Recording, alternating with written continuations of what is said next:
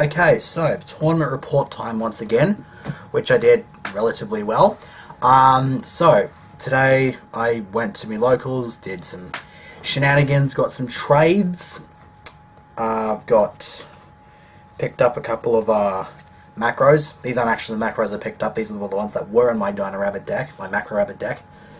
And I swapped them, and I just swapped them around because I was a bit anal about having them in different rarities, like you know what I mean. Speaking of the Dino Macro Rabbit deck, it's right there, ready for me to review. I will do the tournament report first up, but first, obviously showing that in case. Got another Caius, just in case I need it. Got that second Overmaster I was mentioning in my Elite Beat Hero decklist video, which is actually uploading as I speak because for some reason I was lazy and forgot to upload it yesterday. And I picked up my second Bahamut Shark, so that means I can potentially build a Bahamut Rabbit deck, which is a really fun deck. I like it because Bahamut Shark's it's just looked so awesome ever since I saw it. So to see it around and the fact that I can build stuff like that is also good. I also bought a Arsenal 7 booster box. Didn't film it because, like I said, it wasn't really that interesting. I did land another Ophion, so that's 2. I pulled pretty much everything else that I needed out of the set that I didn't already pull out of the first box, with the exception of Constellat Ptolemy. I might grab myself one of those because I'm holding on to one of the Hyades I pulled because I might go back to running my old Light Swans or Twilight or something like that, so that's why I've got that there. But anyways, onto tournament report. I went 3-2, could quite easily have gone 5-0 because I lost the 2 rounds I lost were in sudden death. I played the Macro Rabbit, like I said. Round 1, I got the Chaos Dragons. I don't know what it is about Chaos Dragons, but they seem to really give me a massive kick in the pants every time I play them. I don't really have a very good matchup against them. I did pretty well. Game 1, the opponent opened up absolutely horribly. They had pretty much all the Chaos stuff that they needed, but they lacked I believe, it was one of the attributes. They had nothing but Lights or nothing but Darks in Grave, but they didn't have the both of them in Grave, so they were pretty much screwed. The hand was deader than a stiff. I don't care. But yeah, took out the game 1. Game 2, he did much better. I was struggling from the get-go. I did put up a decent fight. Eventually, the floodgates opened and I was raped by the power of dragons. That was game 2. Game 3, we did pretty well. It was very well balanced. We went to sudden death, and eventually I just couldn't get enough damage dealt to him in time, and I lost that game and the round by 200 life points. So yeah, that's the second time in my history that I've lost on the first round, which sucked. Round 2, I played... Who did I play round 2? Round 2 I played against a Dark Magician deck, which never actually got out Dark Magician or Dark Magician Girl, because I pretty much had everything set up right from the word go. I had the Largies, I had Dolkers, I just pretty much wrecked shit up in both games. That's 2-0. Round 3,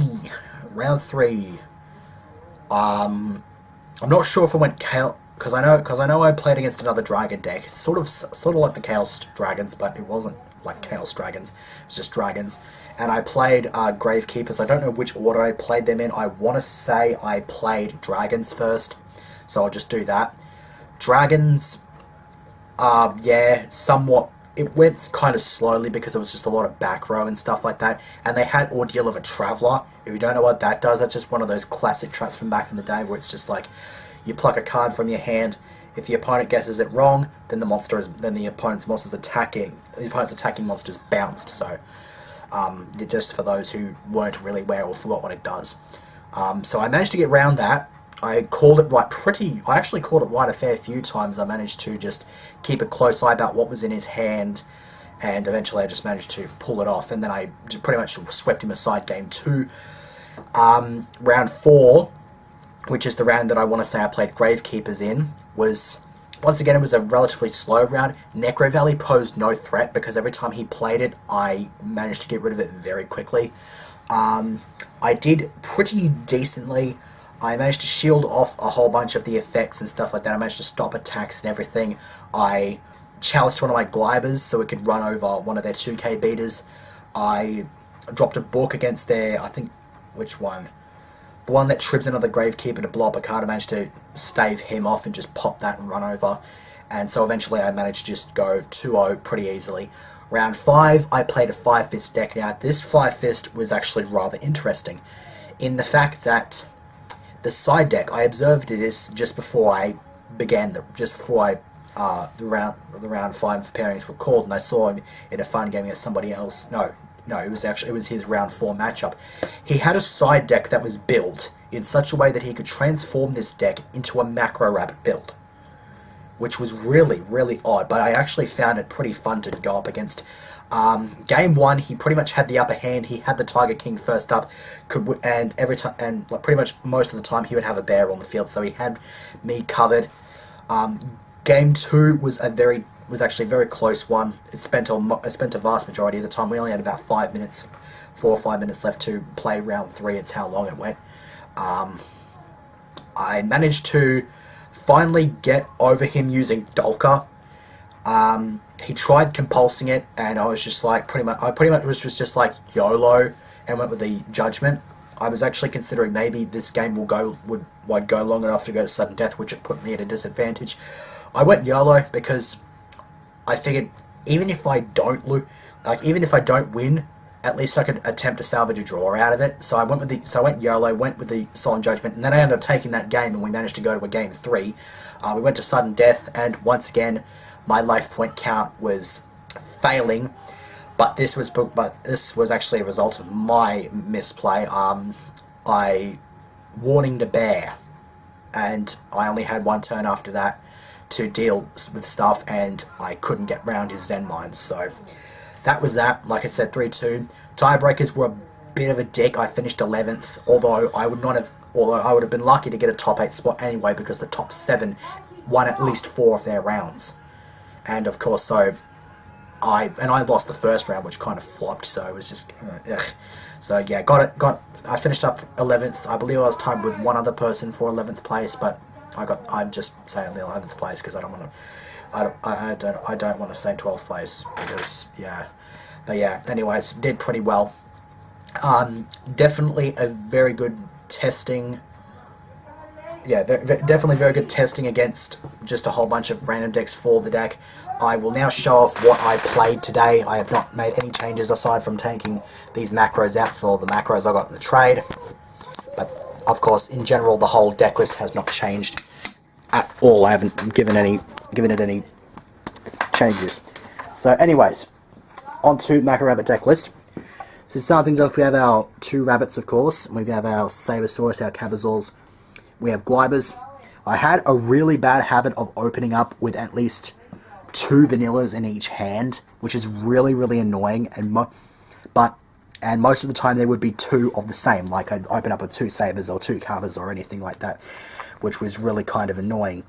I managed to work my way around it in some games, of course, and Guiber, of course, just put in so much work today. Like I said, I managed to chalice one of them to get over one of the 2k beaters that Gravekeepers had. It's just kind of and everything. Tour Guides, of course, and the Night Assailant, that's pretty much just that standard engine. I love running that. 2 Thunder Kings. These things kind of let me down today, I'm going to have to admit, because pretty much every time I opened up, like I only really opened up with this once, but most of the decks, like the Fire Fists and stuff like that, I saw this way too late. They'd already gotten a bunch of their tanky plays off and everything like that, so it's just kind of, it wasn't really that helpful for me. I'm still going to main them because you pretty much need this sort of stuff in the Macro Rabbit. I don't know why people cite it. You pretty much just have to main it, really. I teched in 1 Snowman Eater. Didn't really work out as well as I thought. I only managed to get it off once because most of the other times it kept getting popped before I managed to get it off. So I'm probably just going to relegate this to the side. I'm probably going to take out my Fossil Diner because I didn't really like how that went. So yeah, probably just drop this back to the side. I don't know what I'm going to main though. I might main, I don't know. I have no idea, seriously. Spirit Reaper didn't really help as much as I thought it would. It is still useful. Like I don't have any problems with keeping this in there, but the only time I really found it today was, and it got compulsed pretty quickly, so I didn't really have that much time to stall. So spells, Lances and Chalices, they were both very, very helpful, especially against, the Chalices especially against Gravekeepers. I kept getting rid of their spy plays and stuff like that using that. Didn't see any like Snowman Eaters or anything like that, so it seemed kind of legit. One Book of Moon. Book of Moon was, like I said, against Gravekeepers, pretty damn handy. I pretty much just had...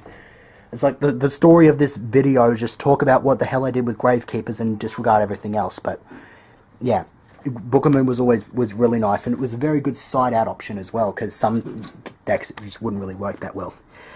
Double MSTs and the Triforce.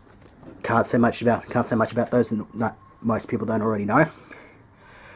Traps, double Macrocosmos, double Compulse, double D Prison, double Bottomless, one of each of the Solemns, apologies for the glare, and then Starlight Road, Mirror Force, and Torrential Tribute. So, that's pretty much just the generic trap lineup. There's not much I need to say about that. Okay, extras.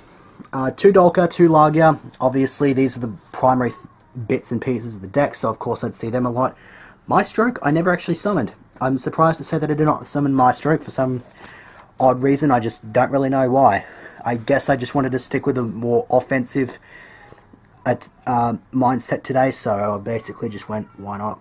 Abyss Dweller, Mermails did play today, but I didn't get drawn up against them. They actually went on to win the tournament. But, of course, I have them there in case I've got this thing there in case I do play them. And, of course, Goes Match is a card, so, yeah. Gemnite Pearl, because Goes Match is still a card. And this thing actually was summoned quite a number of times. I was kind of surprised at how handy it was in general, because just the 2/6 beat stick is really, really nice to have.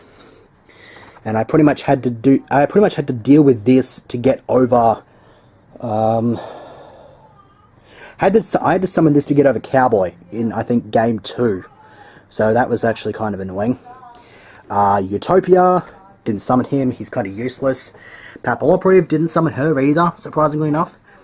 Zen Mines I managed to get out a couple of times, which was pretty handy. As a matter of fact, it was the only rank 3 Xyz I summoned today. I did not summon Leviathan at all, because I did not have the setup of like Tour Guide into Leviathan and stuff like that. I pretty much just Tour Guided into Zen Mines as a form of defense. Yeah, Giga Brilliant, Tempo, and Acid Golem, and Starlight Dragon, of course, because Starlight Road is a card. Okay, side deck. Gauze, I sided this in once, and it was useless. So I'm probably going to side this out. Probably just going to drop this out of the whole side, maybe make room for the Snowman Eater. Not too sure. One Fossil Donor, I saw this once or twice, but it was really kind of useless. Why? It was just... I'm probably going to take this out. I would probably prefer it at 2, to be blatantly honest. It's just not really that grand at 1. Second Snowman Eater, just in case I want to go up against those sorts of shit. Kinetic Soldier, just for the 6-am matchup, because even with the Lance, this thing still runs over Shen. Of course, you still have to worry about forcing Shen's effect out with some other sort of card, but yeah. Venomous T, 2 Space Cyclone. This is just there in case I went up against the odd Photon deck, or like Macro Rabbit Mirror or something like that. Evil Swarms were also something that I kept a close eye on. Nobody really ran them today, so I didn't really get much use out of this. I still want to keep it in there because Ophion is a card, and you know the way they're going to do their things is Ophion detached to get a Pandemic, just chain this and they lose their other overlay unit. I like this better in Elite Beat Hero, because then I can go for my Super Poly plays without any hitches. 2 Soul Taker, wish I had these in Elite Beat Hero as well, but oh well. They weren't really that handy to be blatantly honest, but yeah. Soul Drain, pretty much the same reason as Abyss Dweller. Obviously I didn't play Mermail, so I didn't see this. I didn't have to side this, but yeah. Xing Jin Hu. That is actually one thing I forgot to mention about Game 2. I played this. I sealed off their D Prison, which screwed them over, so I can pretty much agree with Darkness Cell 1989 on this. Xing Jin Hu wins games, especially against Fire Fist. It rocks some joints. And then Prideful Roar, because, yeah, that's pretty much it. That's my entire Macro Rabbit deck. You cannot see much about it. I don't know if I'm going to keep this around. I do have the second Bahamut Shark, so I might actually reformat this into my Bahamut Rabbit build, because I really do like that, and I've got all the bits and pieces for it now that I have that second Bahamut Shark, so we'll have to see what happens. As for the future, Tachyon Galaxy sneak peek next week. I have to go back into the shop tomorrow to pay to book my spot in it, but I should be in there. Yeah, that's pretty much it here. So yeah, see you for whatever I do next.